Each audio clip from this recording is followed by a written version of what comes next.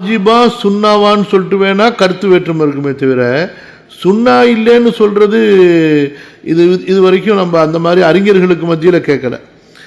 அதாவது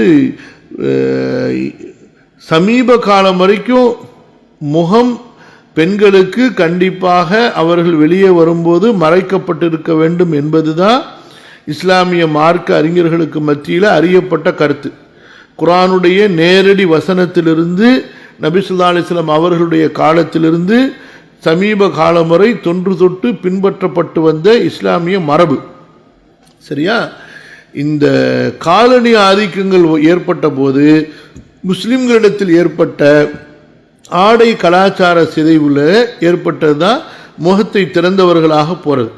நபி ஸல்லல்லாஹு அலைஹி வஸல்லமுடைய காலத்தில் எப்போ இந்த ஆயத்து இறக்கப்பட்டதோ, யா அய்யுஹன் நபிய்யு குல் அஸ்வாஜிக வ பனாதிக வ நிசாஇல் முஃமினீன யுதுனீன அலைஹின்ன மின் ஜலாபீபிஹின்ன, நபியே நீங்கள் உங்களுடைய மனைவிமார்களுக்கு உங்களுடைய பெண் பிள்ளைகளுக்கு மூமின்களுடைய பெண்களுக்கு நீங்கள் சொல்லுங்கள், அவர்கள் தங்களுடைய ஜில்பாபுகளை தங்கள் மீது போர்த்தி கொள்ளட்டும், நெருக்கி கொள்ளட்டும் என்று சொன்னபோது அவர்கள் தங்களுடைய போர்வைகள் எடுத்து மேலிருந்து தலைக்கு மேலிருந்து தொங்க விட்டு உடம்போடு அதை போர்த்தி கொண்டார்கள்.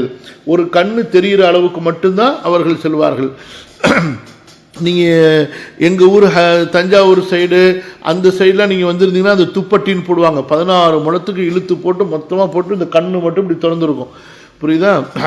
அதே போல் நமக்கு ஆப்கானிஸ்தான்லாம் நீங்கள் போயிருந்தீங்கன்னு சொன்னால் அல்லது அங்கே உள்ளது பார்த்துருந்தீங்கன்னா முழுசாக மேலேருந்து போட்டு நடுவில் வந்து சின்ன வலை போட்டு கண்ணு மட்டும் திறந்துருக்கும். இந்த மாதிரி தான் இருந்துச்சு. நபி ஸல்லல்லாஹு அலைஹி வஸல்லமுடைய காலத்தில் அடிமை பெண்கள் தான் முகம் திறந்தவர்களாக இருப்பார்களே தவிர சுதந்திரமான பெண்கள் எல்லாருமே முகத்தை மறைத்தவர்களாக இருந்தாங்க. அதனால தான் ரசூல் ஸல்லல்லாஹு அலைஹி வஸல்லம் ஹஜ் பயணத்திற்காக வேண்டி இஹ்ராம் அணியக்கூடிய அந்த முஸ்லிமான பெண்ணு நிகாபை கட்ட மாட்டாள், லா தன்தகிபு. புரியுதுங்களா? என்ன செஞ்சு கொள்வாங்க, மேலே துணியை வைத்து கொள்வாங்க, அந்நிய ஆண்கள் க்ளோஸாக வர மாதிரி இருந்தால் மேலே இருந்து இப்படி போர்த்தி கொள்வாங்க. இப்போ சமீப காலங்களில் ஏற்பட்ட இந்த குழப்பம்தான் முகத்தை மறைக்கக்கூடாதுங்கிற இந்த ஒரு வாதம் இருக்குது. இது சமீப காலத்தில் ஏற்பட்டது. இது குர்ஆன் ஹதீஸை சரியாக புரியாமல் சில அறகுறைங்க பேசின பேச்சு அப்படியே மக்கள்கிட்ட ரொம்ப பரவி போச்சு.